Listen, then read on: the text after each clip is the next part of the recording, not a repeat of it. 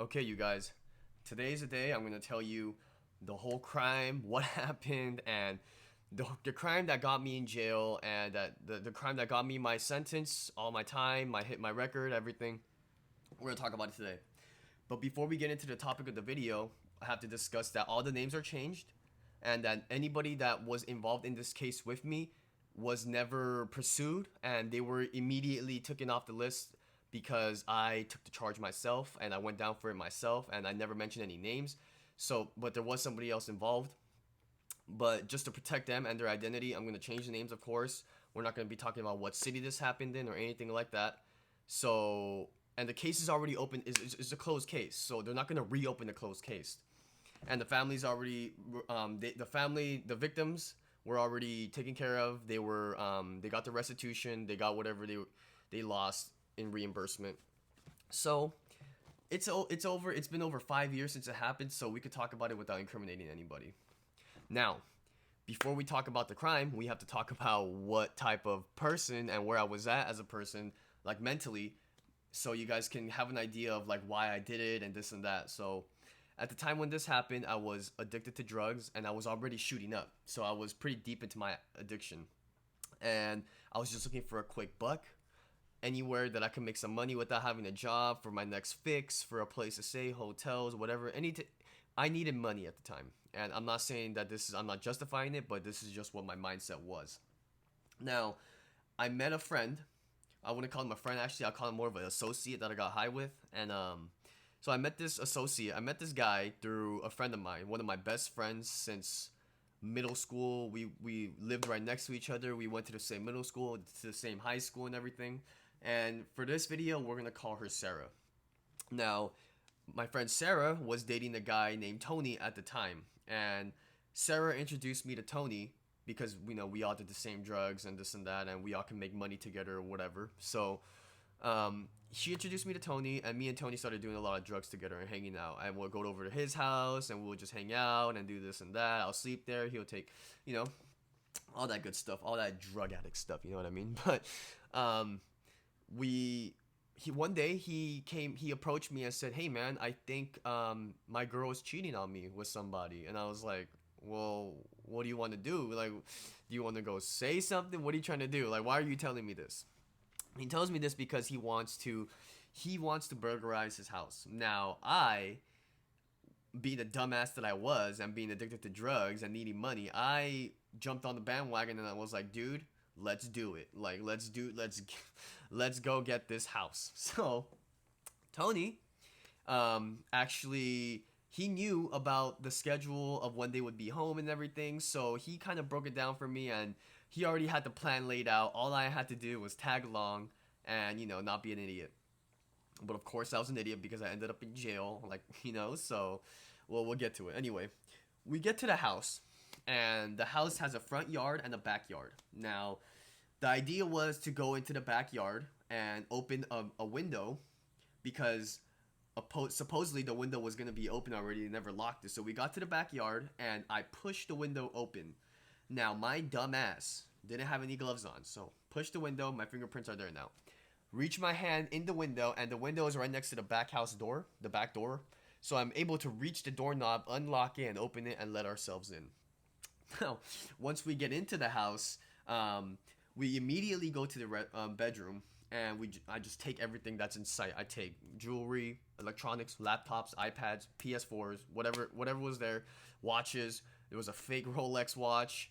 We ended up finding out that it was fake afterwards, but there was a Rolex, there was a bunch of designer stuff, and we just ended up taking everything. Now, my friend Tony, or my associate Tony, he had a personal vendetta. I guess he was a little bit more invested. So Tony was a little bit more personally attached to this crime. So he was in there kind of thrashing the place, and I was just in there. I had no connection with this, so I just was in there for the money. Now, we get all the stuff and we leave the house, and that's it. That's that. It was in the middle of the day. It was during the daytime, so it wasn't at night. It was broad daylight, and we just walked right out of the house.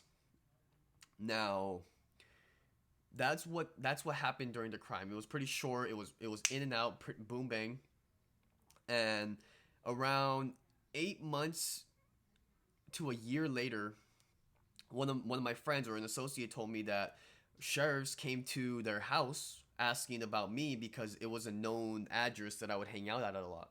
And of course, they told him that I wasn't there, but they relayed the message to me saying that, hey man, look, some sheriffs came to our house asking for you, saying that they have a felony warrant for your arrest. So that put me on panic mode, and that pretty much led to me getting a little bit psychotic, super paranoid, out on the streets, shooting up meth, staying up, not eating, and all that. So I was just bouncing from place to place. I would refuse to walk on the streets, and I would just try to find a place to stay. But being homeless, that's a challenge in itself. Now, I was at my friend's apartment complex in Koreatown, and should I just put in that my ex called the cops on me? All right. My ex at the time knew that I was on the run, and she called the cops on me because I left the apartment and I didn't want to be with her at the time. And I wanted to just leave and get my own space. So she called the police saying that I was trespassing inside of an apartment complex. I didn't live at that apartment complex. It was my friends. And so I had no idea. The cops show up. I'm in the lobby and they arrest me. And they told me, we got a phone call about somebody that's trespassing. And I wasn't about to turn around and say, hey, look, my friend lives here, because you know what? My friend's house is a dope house. So we couldn't do that. So I went down for the charge and I get booked, blah, blah, blah. Olympic Division, LA, in Los Angeles, got booked. And then I went to MCJ. And I started fighting my case from inside of jail. My bail was $50,000. And my attorney told me that I was looking at 2 years with one strike. And, however long I'm on parole after I do prison, like 2 years prison and one strike. And you know what? I knew that I was not cut out for prison whatsoever. So I kept fighting it. I went back to court, back to back to back. I was in Pasadena court, back to back to back every month. Just trying to get my case lowered because I had a public pretender. I didn't have a real attorney. I didn't have any money. I didn't have nothing private. It was all public. And in county, we call them public pretenders because they don't really give a fuck what happens to you. So I'm fighting this case. And eventually, around my 7th to 8th month, my attorney tells me, "Look, man, you're not gonna get a better deal than 2 years. Like, honestly, the max sentence that my charge carried was 6 for a residential burglary, and it was considered serious, I guess, because it's not violent in California, but it's considered a serious felony." Because of the potential of somebody coming home and like the whole question of what would you have done if they were home and this and that, so they take it very seriously. Now, on the 7th to 8th month, he was telling me that there's no better deal that's coming, like you should just take this, and I said, no, you know what, I'm not going to take it, and I pretty much cut the visit there, and I went back to my pod. In my pod, I started talking to people about like, hey man, look, this is what I'm going through, this and that, what should I tell them? Now, an OG from jail told me, like, hey man, look, check this out. If you tell them that you'll take 1 year in the county, a 3-year felony probation, and a 6-year joint suspension, and 1 year in rehab, they might go for it. Now, what's a 6-year joint?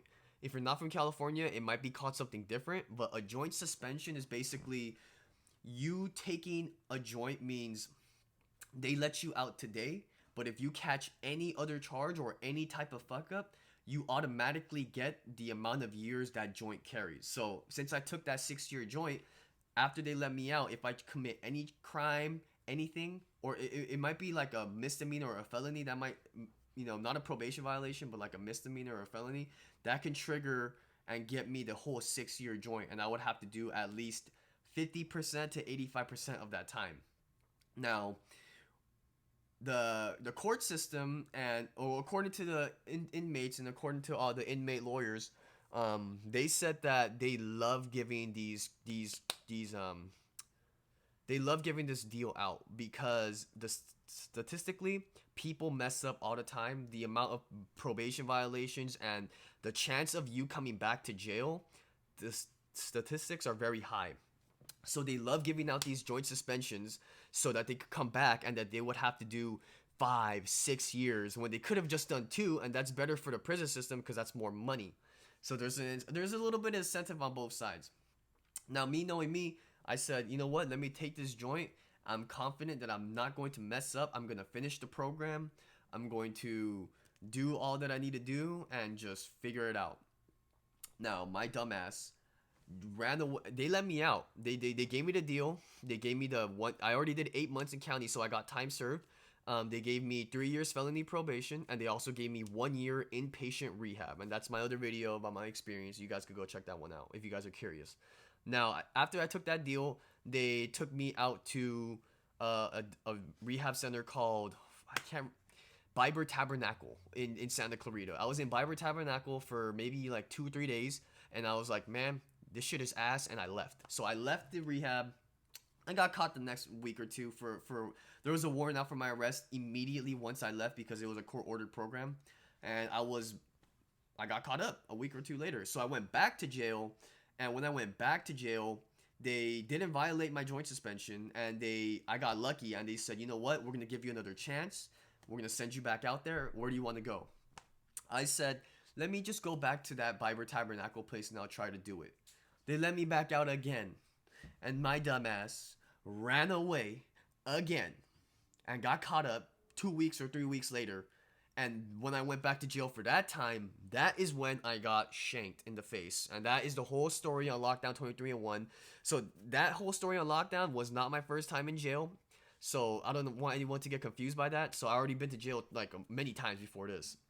So the time I got shanked, that was the last time I went in. And when I got out of that, once they let me back out, the blessings just kept coming. Like literally, they let me back out even though I messed up twice. And they told me, look, man, you cannot leave this rehab again.